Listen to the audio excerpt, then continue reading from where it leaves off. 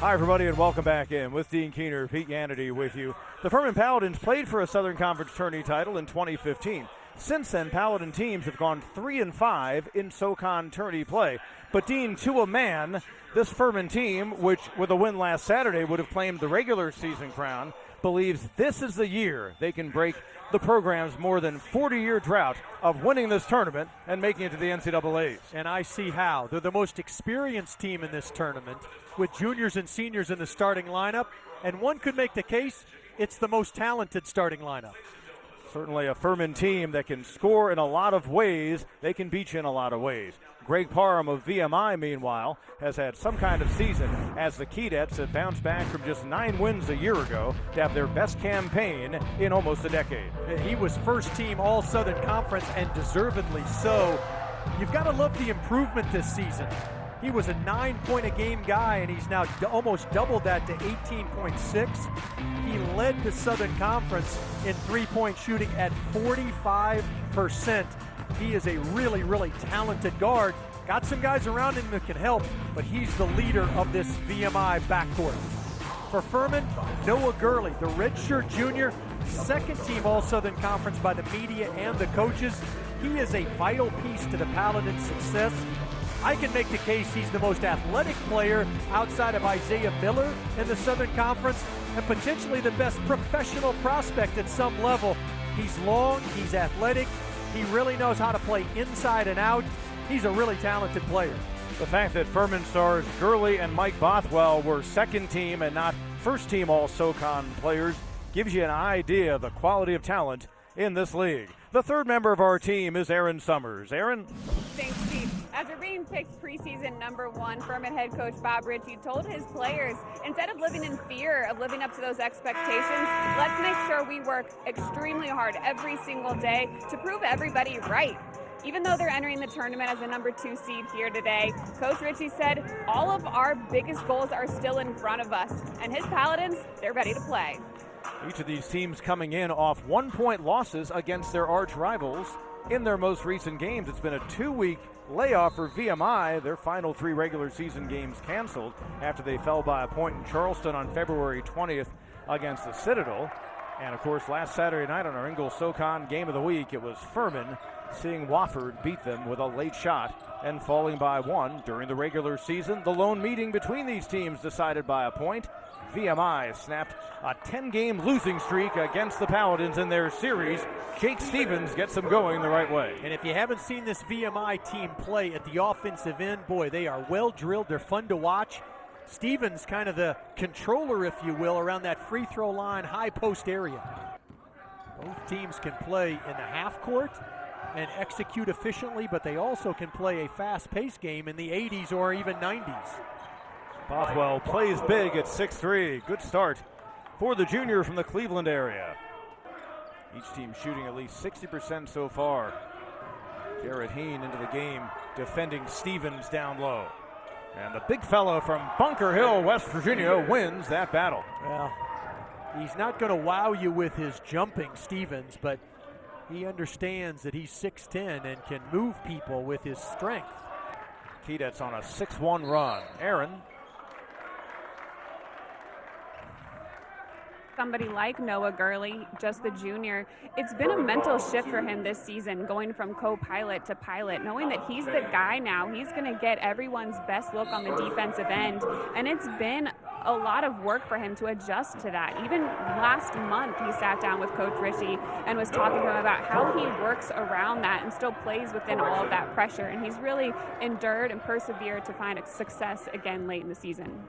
Well, it's a really good point. I mean, some people are really good at the co-pilot, some as a pilot. Some are good at a steal and a run out, like Bonham, the freshman. And VMI, after the Conway 3 looked awkward but went down, suddenly built a 6-point lead. This run has grown. Just a lazy pass by Kenny, and Bonham just sprints right through the passing lane, an easy layup for the freshman. Furman emphasizes a pack line defensively, and weaving right through it is Bonham, perhaps the quickest guy on the court. That's the second time he's found his way right down Main Street for a layup. That was the nifty pass by Mounts on the last possession. And then on the ensuing other end, Bonham, as we mentioned, that's twice now he's found his way to the rim with really no resistance. Early second on the Paladins team, 14.8 a contest coming in. Has 5 so far tonight.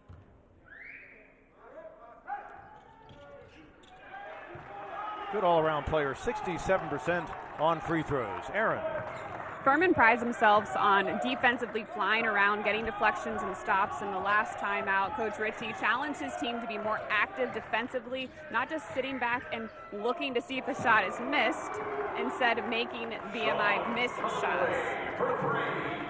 Conway hits another three-pointer. Each time we've gone to Aaron, Conway must recognize it because he's knocked down his threes while she's been delivering a report. 23-16. Slauson pump fake. J.D. Nussbaum, a freshman big man, trying to defend him. Top of the screen. Instead, wow, what a spin move by Hunter. Boy, nice reverse on the layup by Hunter. Like Gurley, who can swat it away. Well, that was great footwork and an excellent touch, as you said. So he got himself in shape, and he has enhanced his skills close to the basket. Hunter. Gurley open on the wing. Noah Gurley, 33% from downtown. Paladins build the lead out to 8. See the differential, so Paladins going to play this thing down as far as they can and try to hit one late in the first half. Mounts, great swing pass from Gurley. 10 to go. Paladins back in front by 7. Strong move by Conway. Bonham under 5 to go. Bonham forces around Slauson. And that's how we arrive at the end of the opening half of play. Furman Paladins a 17-4 run to close out the first half. They're 15-3 when they lead at the break this season. VMI has won twice previously this year in 11 games when they trail. Take another look at that nice play. Well, feet were set, knocked it down. That's a big shot. Goes from 4 to 7. Aaron will visit with Furman head coach Bob Ritchie, whose team leads by 7.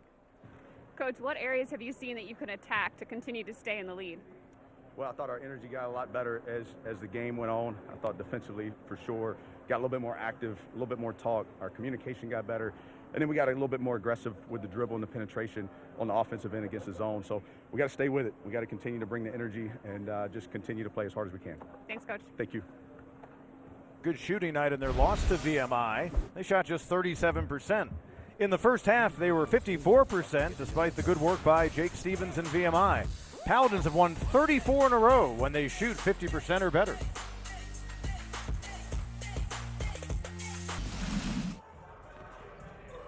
Three ties, 3 lead changes. Each team held the lead for about 8 minutes or so, at least 8 minutes or so, and here we are at the half. Jake Stevens and VMI see themselves down 42-35, our final quarterfinal game here at the Ingles Southern Conference Championships presented by General Shale. As we welcome you back in with Dean Keener, Pete Yannity with you. Furman got off to a slow start. They simply heated up both inside out. They were attacking the basket, and it was a big difference. Once the Paladins kind of got into a rhythm, they clearly looked like the mismatch that just doesn't work well for VMI because Furman is so good close to the hoop. Yeah, you're right. And it's kind of what Bob Ritchie mentioned to Aaron on his way to the locker room was their energy got better as the game went on. And in the last 6:08, they went on that 16-8 run. They were down by 1 at the 6:08 mark, but they just got better defensively, and then that led to good offense. They knocked in some threes. Yeah, they were just the better team in the last portion of that first half. As a result, they've got the advantage.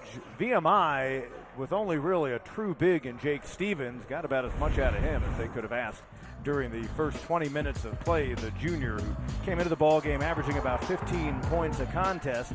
In the opening half, 11 points, one of 2 players on their team with that number. Now, he was solid, right? He was not only solid at the offensive end with some nifty moves inside, but he was a defensive presence as well. But he needs some help. He can't do it by himself. You know, in particular, he needs Greg Parham to start stepping up. Get a little selfish. Noah Gurley, we talked about him at the opening, and he's a talented offensive player, and he's showed kind of where he can score at all three levels, around the rim, from three, and then even in close, he knows how to put it through the hoop with an athletic slam. Noah Gurley among the best in the SoCon in field goal percentage. Stevens and Bonham, 11 points apiece for VMI. And both Gurley and Stevens, good shooting percentages so far, as Gurley is one of two Paladins in double figures. Clay Mounts scoring 10 in the opening half. Gurley plans to return next season. He will be front and center in the conversation for SoCon Player of the Year. Let's send it over to Aaron. Thanks, Pete. Coach Earl at half said that he was telling his team that they need to move the ball more on the offensive side, north, south, and then spray it. He wants to see that ball movement and feeding the right shooters. On the opposite side, defensively, he said we need to be better aware of our personnel, our mismatches that we have, and then we're making them shoot the shooters shoot what we want them to shoot instead of allowing them to do whatever they want on their offensive end.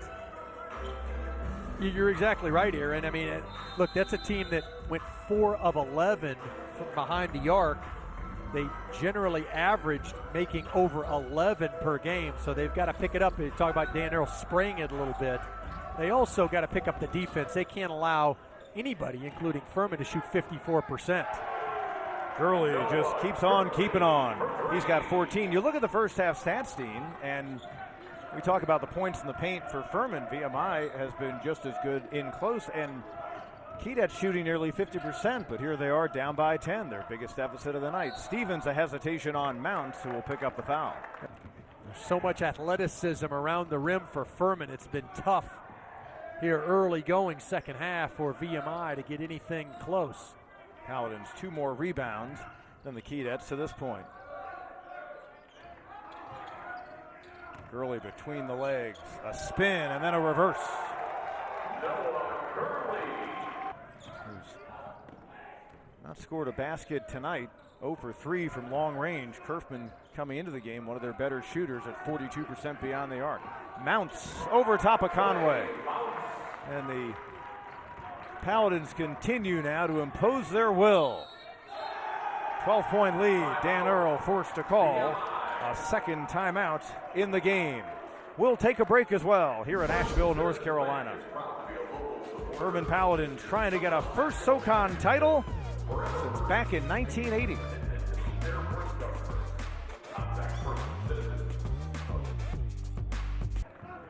Hunter has said now he is coming back. Right, as of about 10 days ago during senior day, he didn't participate in the ceremonies. Why wouldn't he want to? The way he's playing, he's got 12. Aaron. In the conversation of whose team is this, who's going to have the most points, who's going to step up, well, Coach Ritchie said we don't get caught up in that. The go-to guy is the open guy and how the other team plays us. They're going to have to pick their poison because we just have so many offensive threats on this team. And their group, their starting 5 is as good as I think any at the mid-major level. It is a concern of depth, though, because guys who come off the bench just have not made a huge contribution, not that they've needed to. That was a nice drive inside by Kerfman, and finally gets in the scoring column. Dan Earl only 1 timeout in his pocket, but right now they're worried about just putting points on the board. VMI second in the NCAA coming into the weekend and made 3-pointers. Craig Parham makes it a 6-point game with a higher percentage shot. Stop. They're still well within striking distance. Mounts to beat the shot clock. Leaping and getting the rebound, Parham. 2-possession game.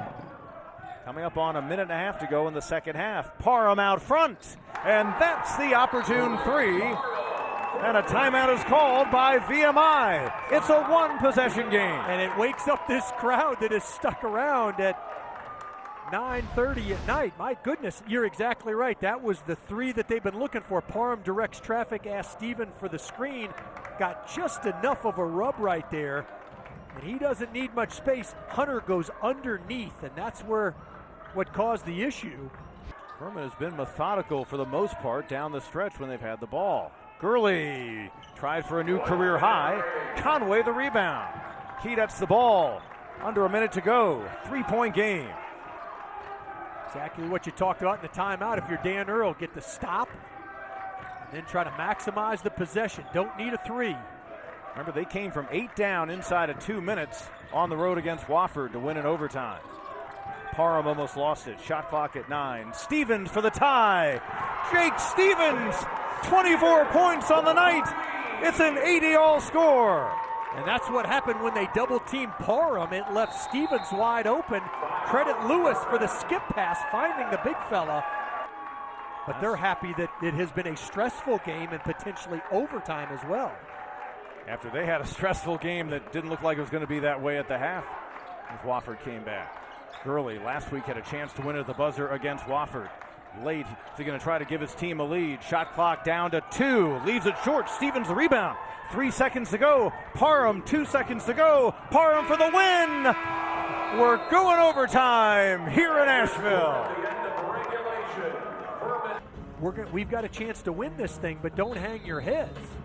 Aaron just listened in on Bob Ritchie's huddle with Furman. First words out of Coach Ritchie's mouth were, we're going to win this thing, we're going to win this thing. And his players were right there with him. Lots of energy in that huddle, led by Mike Bothwell, who said, let's just get back to playing our ball like we were just a little while ago. Bring some energy, guys. And they really did just try to slow the pace late in the game, run a lot of clock. Gurley close to a career high. Lewis defends. Gurley leaves it short. Rebound battle. Held ball. VMI has the arrow. Lewis, a big factor, especially on the defensive end, and a finger roll. And the first time that VMI has had a lead since they were up 27-26 back in the opening half. You love the aggressiveness by Lewis right there. He's the one key that athletically that can really go at any Furman defender. Watch again, will they help down at all? Bothwell off balance, great job. The bench nearby wanted the foul call. We're tied at 82. And that's great vision by Gurley. He saw just enough of the help coming. Kerfman trying to make a first 3 on the night. There's Parham, and he says, let's slow it down and reset.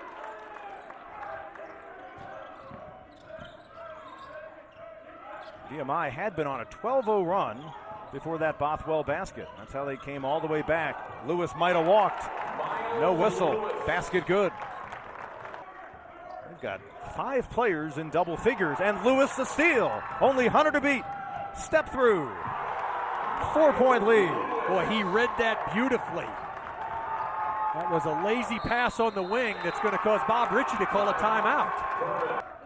Will there be a switch? Will there be a double team? Because if it's one-on-one, Parham's going to take an opportunity to try to get his own. They'd rather have him take it on Bothwell. He doesn't care. That's first team All-Southern Conference talent right there. And Furman liked that defensive matchup better than Pugh on him. Bothwell a great defender, but Parham was not denied. Hunter, that's a big, big 3 for the senior. Cuts the 6-point deficit in half. VMI Keydet's trying to make this not only the great day athletically for them, but a great day in Western North Carolina. Their football win earlier came in Cullowhee. Mounts, big 3 once again delivered. It's a 2-point game. They've got a chance. You've got really, if it goes through, you take your time inbounding it. You've got about one dribble. You got a chance 1 second, one per dribble. 3-point game. Pugh, the left-hander. Long throw, Gurley turns. He got it. It counts for 2. It counts for 2. They'll go to the videotape. They are going to take a look, but I got to tell you, I don't think he was all the way out beyond the arc, and based on his reaction, and he's already left the court, did Gurley, he realizes he didn't make it for 3, and the VMI Keydets, in my opinion, have pulled the biggest stunner on this Saturday night in Asheville. My goodness. Now watch it here again. I mean, he had no time to try to get outside the 3. I mean, I think for a moment, I don't know that Gurley thought they needed a 3. Maybe, I don't know, the way he was celebrating after he made the shot, I think he thought he might have tied it.